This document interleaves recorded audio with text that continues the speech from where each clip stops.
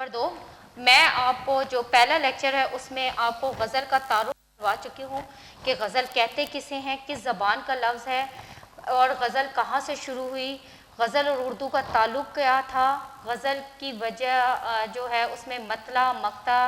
जो है वो क्या क्या क्या चीज़ें शामिल थी, वो मैं आपको पहले लेक्चर में करवा चुकी हूँ। दूसरे लेक्चर में मैंने आपको गज़ल नंबर 1 जो है मीर तकी मीर की वो करवाई थी। अब मैं आपको करवाने लगी हूँ गज़ल नंबर 2 मीर तकी मीर की। इसका पहला शेर है, पीरी में क्या जवानी के मौसम को रोइए, अब सुबह होने को आई है एक दम तो सोइए।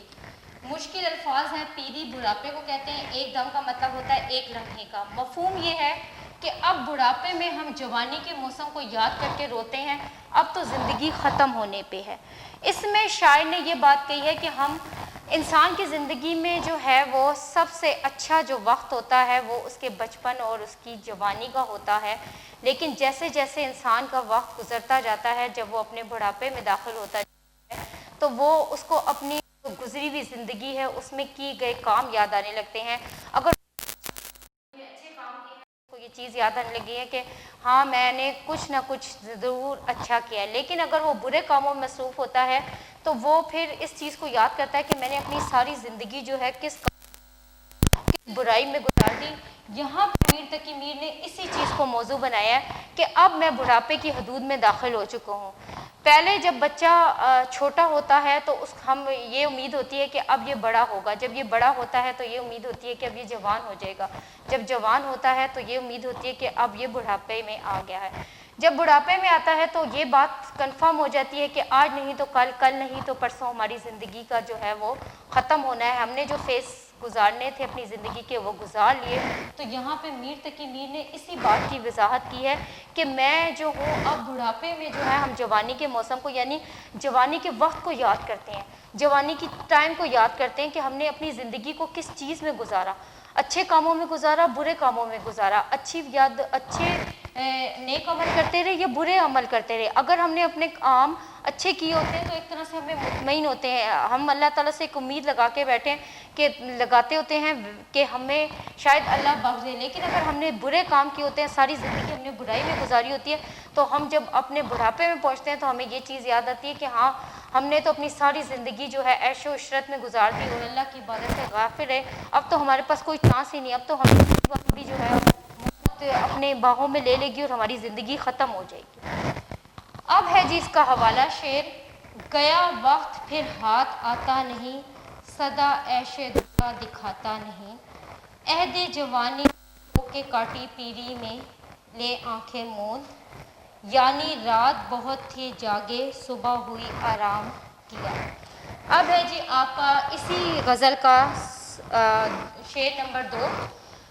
अखलास दिल से चाहिए सजदा नमाज में, बेफ़ायदा है यूं जो यूं वक्त हुए। इसमें मुख्तलिफ अल्फाज हैं, वो है अखलास, जिसका मतलब होता है दिल का खुलूस, मतलब है जिससे कोई फ़ायदा ना हो, वक्त का मतलब होता है वक्त को ज़ाया करना। इसका मफहूम जो है वो ये है इस गज़ल में, नमाज में खुलूसी दिल शर्त है वरना ऐसे सजदों का कोई फ़ायदा नहीं। देखो यहाँ पे स्पेशल बात को वजाहत की है, सजदा आजकल जो हमारी इबादतें हैं वो ये है कि हम लोगों को दिखाने के लिए जो है वो इबादतें करते हैं कि लोग हमें जो हैं वो परहेज़गार माने, लोग हमारी तारीफ़ करें, लोग हमें ये समझें कि हम बड़े नेक हैं। यहाँ पे उन्होंने इस चीज़ की वजाहत की है कि जब इंसान नमाज में जाता है,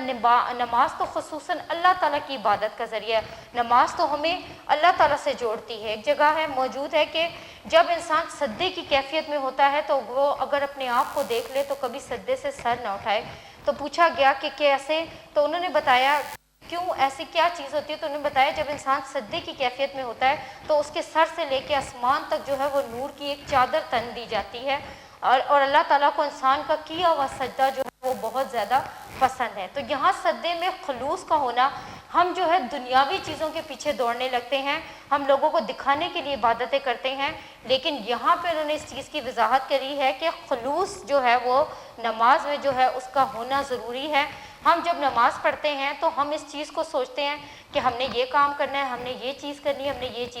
ये चीज़ें हमें अल्लाह से नहीं जोड़ती, کہتے ہیں کہ قیامت کے دن ایسی نمازیں انسان کے منہ پہ ماری جائیں گی. تو یہاں پہ یہ چیز بجائی گئی ہے کہ نماز میں خلوص کا ہونا، یعنی آپ خلوص سے اللہ تعالیٰ کی عبادت کے لیے جو ہے اللہ تعالیٰ کو یاد کریں، اور اسی کی جو دنیاوی چیزیں ہیں، دنیاوی کہانیاں، ان کو چھوڑ کے صرف خلوص سے جو ہے اگر اللہ کو سجدہ کریں تو وہ سجدہ جو ہے وہ 1000 گنا جو ہے اس کا ثواب موجود ہے.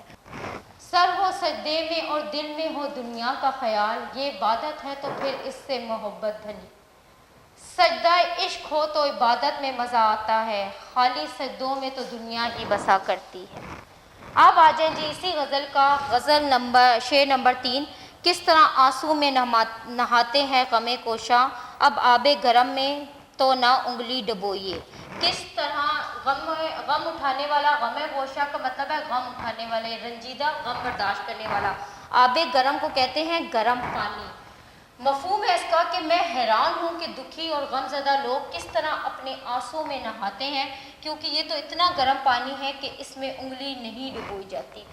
اس میں انہوں نے یہ بات اس چیز میں دیکھیں،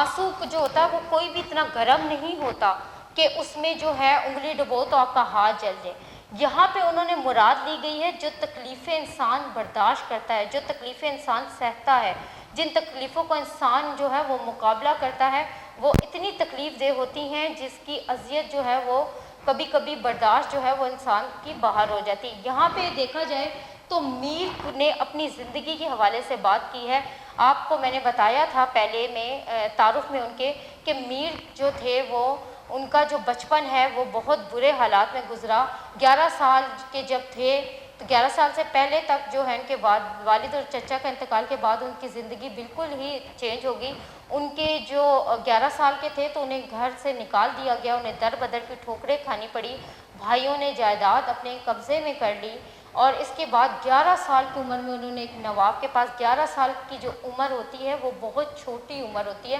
ہم اس میں جو ایج مانتے ہیں وہ بچوں کی ایج مانتے ہیں، اور انہیں 1 روپے کے لیے ایک نواب کے پاس جاب کرنی پڑی. اس کے علاوہ دلی کا تباہی، اس میں ان کا گھر کا لٹ جانا، جوانی بیٹی کی موت اور ان کی بیوی کا ان کی آنکھوں کے سامنے مر جانا، یہ ساری ایسی چیزیں تھیں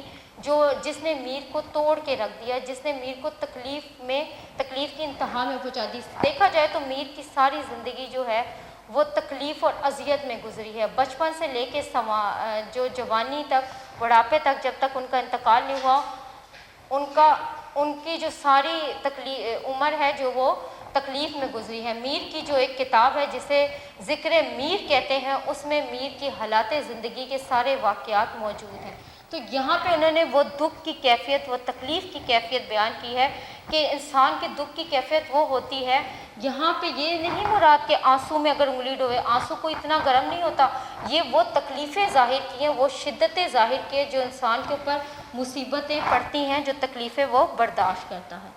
اس کا حوالہ شعر ہے: مجھ کو شاعر نہ کہو میر کے صاحب، ہم نے درد و غم کتنے کیے جمع تو دیوان کہا. ضبط غم اس قدر آسان نہیں ہے حالی، آنکھ ہوتے ہیں وہ آنسو جو پیے جاتے ہیں.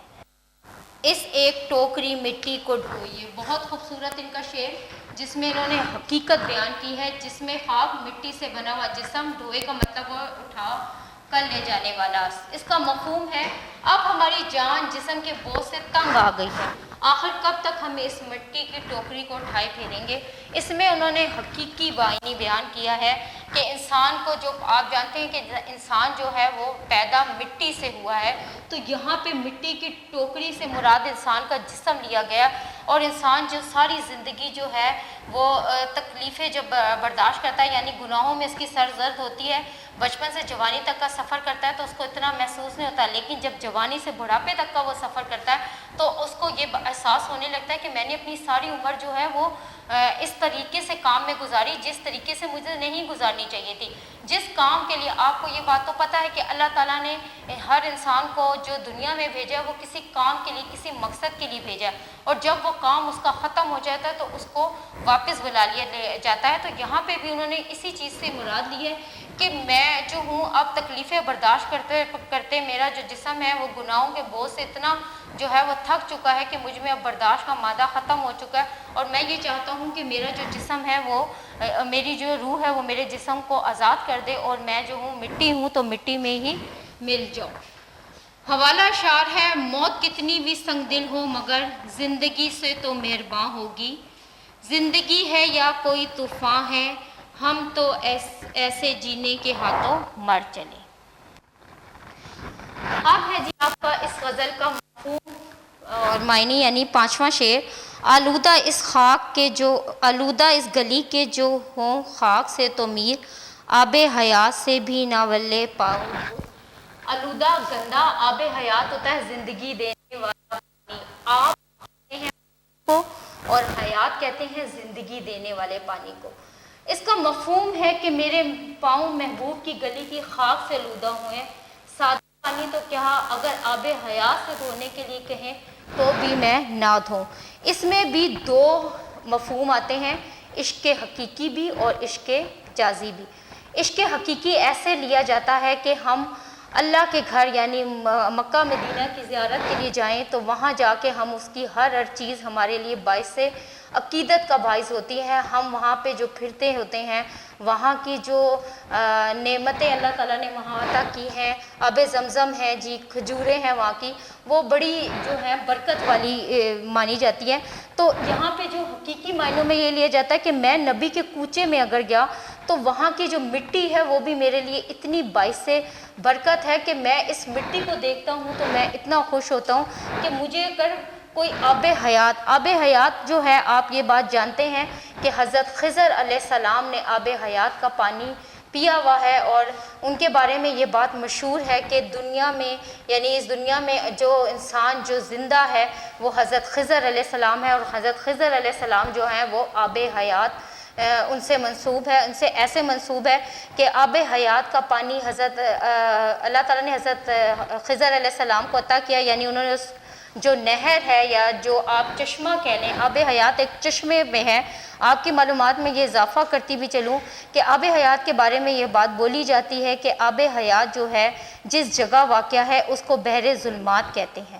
لیکن یہ بحر ظلمات کہاں ہے یہ کوئی بندہ نہیں جانتا، لیکن یہ کہا جاتا ہے کہ وہ زمین پہ موجود ہے۔ اور آب حیات میں نے آپ کو بتایا، آب پانی اور حیات زندگی دینے والا حضرت خضر علیہ السلام موجود ہیں، اور وہ ہر اس انسان کی اللہ تعالیٰ ان کو بھلائی کے لیے اس قوم کے لیے بھیجتے ہیں جن کو اللہ نے راہ راست پہ لانا ہوتا ہے۔ تو یہاں پہ انہوں نے اس بات کا اشارہ اس طرف دیا ہے کہ میں جو اپنے نبی کے یعنی اپنے ایک سچے عاشق رسول ہونے کی انہوں نے یہ بات دی ہے کہ میں اس نبی کی گلی سے ہو کے آیا ہوں، اور اس نبی کی گلی کی جو مٹی ہے وہ میرے پاؤں کو لگی ہے، اور وہ میرے لیے مٹی بھی جو ایسے ہے جسے میں سر آنکھوں پہ لگاؤں تو بھی کم ہے، تو میں اس کے لیے پانی کیا سادہ کیا مجھے اگر کوئی آب حیات بھی دے تو میں اس سے پاؤں نہ دھوں۔ مجازی معنوں میں یہ اس طریقے سے آتا ہے کہ محبوب سے الفت کا جو ہے وہ تقاضا انہوں نے نبھایا ہے کہ میں اپنے محبوب، میرے لیے میرا محبوب اتنا کوئی جو ہے وہ ضروری ہے یا اتنا امپورٹنٹ ہے کہ میں جب اس کے کوچے یا اس کی جھلک دیکھنے کے لیے تو مجھے اپنے محبوب کی جو ہے وہ جھلک نظر نہیں آئی، اور پھر میں نے مسلسل اس کی گلی کے چکر کاٹنے شروع کر دیے، اور اس کی وجہ سے جو میرے پاؤں جو تھے وہ اس کی گلی کی مٹی سے جو ہے وہ آلودہ ہو گئے۔ تو میرے لیے جو ہے محبوب نہ صحیح لیکن اس کی گلی کی جو مٹی ہے وہ بھی کسی جو ہے بابرکت چیز سے کم نہیں۔ میں نے آپ کو اس کے دونوں معنی بتا دیے ہیں، اور ان کو آپ دونوں معنی کے حساب سے تشریح میں لکھ سکتے ہیں۔ اب اس کا جو حوالہ شعر ہے وہ یہ ہے: کچھ یادگار شہر گر ہی لے چلیں، آئے ہیں اس گلی تو پتھر ہی لے چلیں۔ یہ آپ کا جو ہے وہ غزل نمبر 2 کمپلیٹ ہے۔ اس کے جو مشق ہے اس میں آپ کے جو ہیں وہ کچھ خالی جگہیں پر ہیں جو میں آپ کو اورلی بول دیتی ہوں۔ ہر شعر میں ڈیش مصرے ہوتے ہیں، 2 مصرے ہوتے ہیں، یہ غزل کے حوالے سے بات کی گئی ہے۔ غزل کے پہلے شعر کو ڈیش کہتے ہیں، مطلع کہتے ہیں۔ یہ غزل کی تعریف میں آپ کو جو ہے یہ ساری جو چیزیں ہیں وہ مل جائیں گی۔ غزل کے ڈیش میں جو ہے اپنا جو شاعر اپنا تخلص یوز کرتا ہے وہ مقطع ہوتا ہے، غزل کا آخری شعر ہوتا ہے۔